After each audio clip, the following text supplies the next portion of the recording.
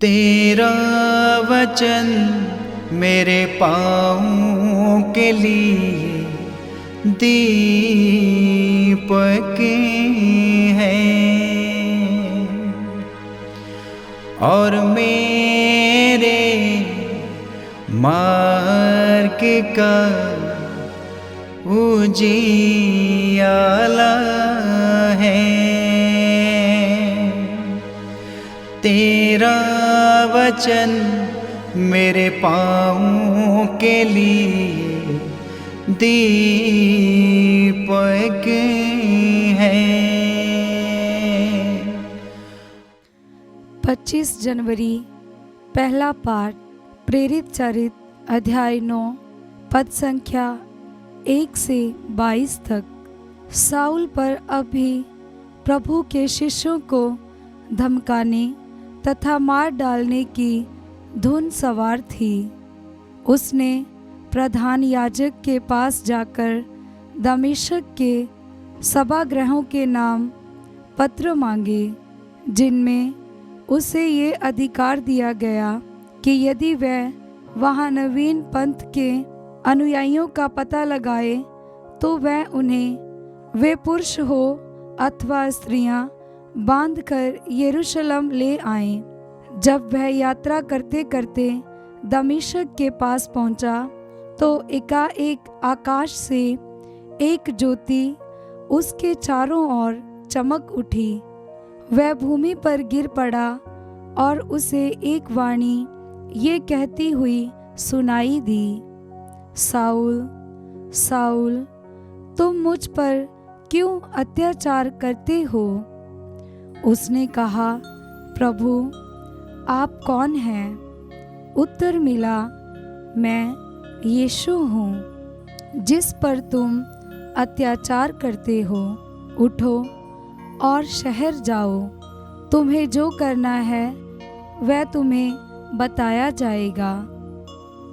उसके साथ यात्रा करने वाले दंग रह गए। वह वाणी तो सुन रहे थे किंतु किसी को नहीं देख पा रहे थे। साउल भूमि से उठा किंतु आंखें खोलने पर वह कुछ नहीं देख सका। इसलिए वह हाथ पकड़कर उसे दमिश्क ले चले। वह 3 दिनों तक अंधा बना रहा और वह ना तो खाता और ना पीता था। दमिश्क में अनन्यास नामक एक शिष्य रहता था। प्रभु ने उसे दर्शन देकर कहा, अनन्यास। उसने उत्तर दिया, प्रभु प्रस्तुत हूँ। प्रभु ने उससे कहा, तुरंत सीधी नामक गली जाओ और यूदस के घर में साउल तारसी का पता लगाओ, वह प्रार्थना कर रहा है। साउल ने दर्शन में देखा कि अनन्यास नामक मनुष्य उसके पास आकर उस पर हाथ रख रहा है, जिससे उसे दृष्टि प्राप्त हो जाए। अनन्यास ने आपत्ति करते हुए कहा, प्रभु मैंने अनेक लोगों से सुना है कि इस व्यक्ति ने यरूशलेम में आपके संतों पर कितना अत्याचार किया है। उसे महायाजकों से ये अधिकार मिला है कि वह यहाँ उन सबों को गिरफ्तार कर ले जो आपके नाम की दुहाई देते हैं। प्रभु ने अनन्यास से कहा, जाओ, वह मेरा कृपा पात्र है। वह गैर यहूदियों, राजाओं तथा इस्राएलियों में मेरे नाम का प्रचार करेगा। मैं स्वयं उसे बताऊंगा कि उसे मेरे नाम के कारण कितना कष्ट भोगना होगा। तब अनन्यास गया और उस घर के अंदर आया। उसने साउल पर हाथ रख दिए और कहा, भाई साउल, प्रभु यीशु आपको आते समय रास्ते में दिखाई दिए थे। उन्होंने मुझे भेजा है जिससे आपको दृष्टि प्राप्त हो और आप पवित्र आत्मा से परिपूर्ण हो जाएं। उसी क्षण ऐसा लग रहा था कि उसकी आंखों से छिलके गिर रहे हैं। उसे दृष्टि प्राप्त हो गई और उसने तुरंत बपतिस्मा ग्रहण किया। उसने भोजन किया और उसके शरीर में बल आया। साउल कुछ समय तक दमिश्क के शिष्यों के साथ रहा। वह शीघ्र ही सभागृहों में यीशु के विषय में प्रचार करने लगा कि वह ईश्वर के पुत्र हैं।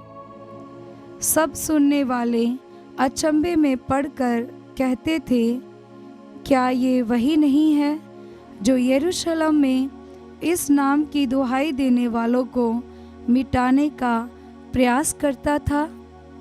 क्या वह यहाँ इसलिए नहीं आया कि वह उन्हें बांधकर महायाजकों के पास ले जाए? किंतु साउल का सामर्थ्य बढ़ता जा रहा था और वह इस बात का प्रमाण देकर कि यीशु ही मसीह है, दमिश्क में रहने वाले यहूदियों को असमंजस में डाल देता था। ये प्रभु की वाणी है। ईश्वर को धन्यवाद। भजन अनुवाक्य। संसार के कोने कोने में जाकर सारी सृष्टि को सुसमाचार सुनाओ। संसार के कोने कोने में जाकर सारी सृष्टि को सुसमाचार सुनाओ। हालेलुया। हे समस्त जातियों, प्रभु की स्तुति करो। हे समस्त राष्ट्रों, उसकी महिमा गाओ। अनुवाक्य।